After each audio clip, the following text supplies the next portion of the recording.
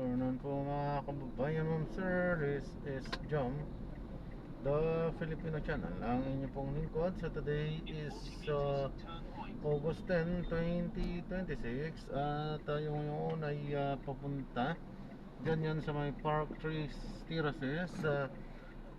Dyan yan sa may San Lorenzo.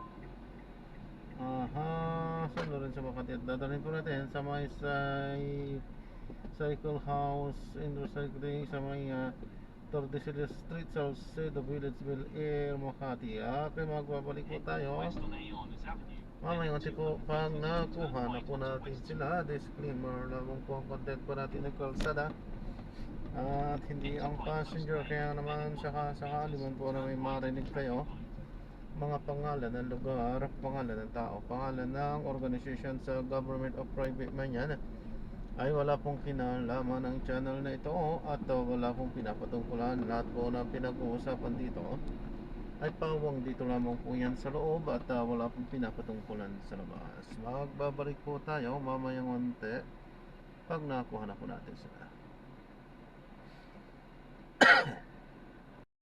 Refleksyon para doon sa unity. Lalabas na simula pa lang. Kaya kung mga ganitong usap-usapan na lumalabas at hindi pala totoong buong puso nagkakaisa ang kampo ng mga Duterte noong panahon ng eleksyon.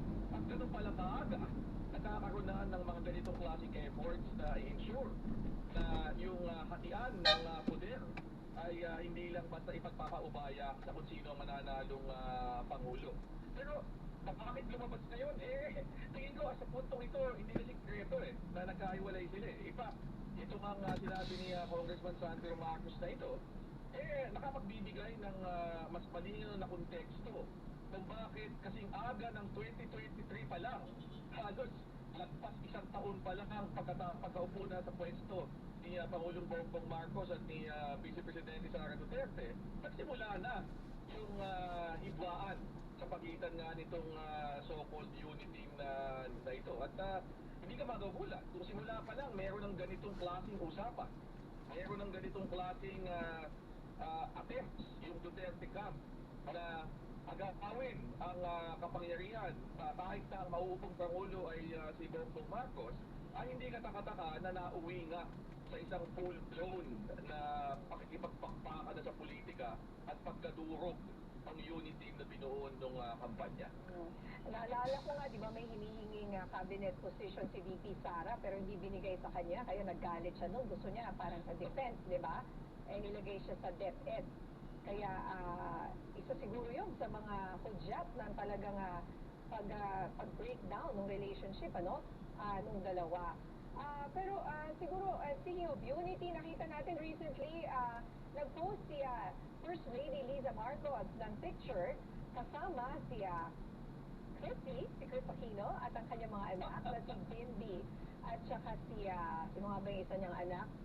Si Josh, di ba? Nagbigay ng cake kay First Lady, no? Ano naman kaya ang implikasyon nito? Attorney, mukhang mas sila pa ang united kaysa sa nangyayari ngayon. Unang-una, si Ms. Chris Aquino naman, hindi naman politiko diba? Parang, of course, napaka-prominente siyang membro ng Aquino family. At alam naman natin yung kasaysayan sa pagitan ng dalawang pamilya niya. Pero, ako dito, huwag naman natin bigyan ng tagdan na kahulugan yung mga ganyang gestures of goodwill. Kasi pinamang ano lang yan. Talagang gano'n lang. Nagmamagandang loob. At despite yung shared history na itong dalawang pamilyang ito sa pamilya, may effort na yung at least yung sa personal na level ay magkakaroon ng konting kapayapaan, konting kasunduan. Tama naman. Dapat naman kasi sana talaga, ideally, ang ating mga debate at hindi pagkakasunduan sa politika ay hindi tumatawid sa personal.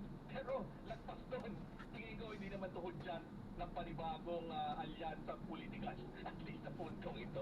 Kasi diba, baka may mas malalim na political optics ito Hindi mo na masabi ngayon, diba? And the fact na she posted it diba? Sa gitna ng lahat na ito. Pero eto pa, dami kasi nangyayari kahit na walang impeachment pag-asa ni Senator Loren Legarda at Representative Leandro Levique sa gitna ng investigasyon ng Ombudsman tungkol sa kanilang multi-billion peso solar project at sakina ng NBI, no? Para sa inyo po, bagamat walang hold departure order laban sa kanila, anong ibig sabihin ng ganitong pag-alis sa paningin ng publiko at ng korte? Tama yung sinasabi nyo, Minya. Hindi maiiwasan na ang ordinaryong mamamayan na nagsusubaybay sa mga balita at sa mga nangyayari ay magtatanong kung meron bang kinalaman itong biglaang pag-alis na ito. Dito nga sa mga kasong hinaharap ni Congressman Levique. Kasi parang napaka convenient naman nung timing na sabay na kasunod halos nung pag-announce nitong ganitong klaseng investigasyon at posibleng pag-file ng mga kaso ay bigla na lang silang aalis pareho. At sa aking pagkakaintindi, hanggang ngayon, hindi klaro kung meron ng schedule na pagbalik. Lalo na sa panig ni Senator Legarda dahil alam naman nating lahat, gitna ngayon ng impeachment trial. At ini-expect natin na bawat senador na kayang magpunta ay dadalo doon even na napakahalagang responsibilidad doon sa ilalim ng ating saligang batas. So, hindi ka nakataka na ito ay magbubunga ng spekulasyon. Pero sa dulo, wala tayong magagawa kundi hintayin kung mahahaba na ba at tuluyan ng hindi mo na uuwi o talagang nagkakaroon lang na ito ay nangyari pagkatapos nga nitong pagkaka-announce nitong mga investigasyon at posibleng pagkakaso kay Congressman Leandro Levique. At para lang mabigyan naman natin ng patas, naglabas ng payag si Senator Legarda na nakabakasyon siya sa ilalim ng medical leave habang pumunta ng France. Medical leave nga daw. Oo, sa Pero ang napansin ko lang doon sa kanyang statement, hindi natin clarify. Sabi lang siya balak bumalik. At tingin ko yun yung tanong ng madaming tao eh. I mean, madali namang magbigay ng paliwanag. Walit ako dahil ito ay medical leave. Pero tanong yata ng madaming mga kababayan natin ay, kailan nyo balak bumalik? 3 to 5 days daw, Attorney Barry, and lumipas na, so dapat nakabalik na siya, actually. And so, yun ang nakabangan natin, no, sa impeachment, ano, kung may no-show pa rin siya o lilitaw na. Well, Ako mag-resume ng impeachment this week. yes, maraming salamat, Attorney Barry Gutierrez. Maraming salamat sa Maminya. Samantala, pinuri ni Ilocos Norte 1st District Representative Sandro Marcos si Executive Secretary Ralph Recto dahil malaki umano ang ginagampanan niya sa mga proyekto ng administrasyon. Ayon kay Marcos, God sent si Recto lalo na't mas pinaiigting ng administrasyon ni Pangulong Ferdinand Marcos Jr. mga programa at initiative ng gobyerno sa huling 2 taon nito. Dagdag ng mambabatas, bagamat hindi laging nakikita ng publiko, malaki ang naitutulong ni Recto sa mga usaping may kaugnayan sa proyekto ng pamahalaan. Ito po. Ito po, ingat po. God bless po. Ginagawa niya sa behind the scenes, pero napakalaking tulong nandun siya. Pangulo.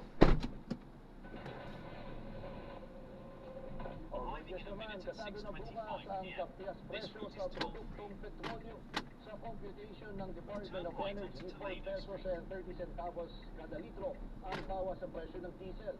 4 pesos and 70 centavos naman kada litro ang kaptias sa presyo ng gasolina at 4 pesos and 88 kada litro. Ayan, so na-drop na natin sila. Maraming salamat po sa panonood hanggang sa muli. Ingat. God bless. Paalam po muna para sa mga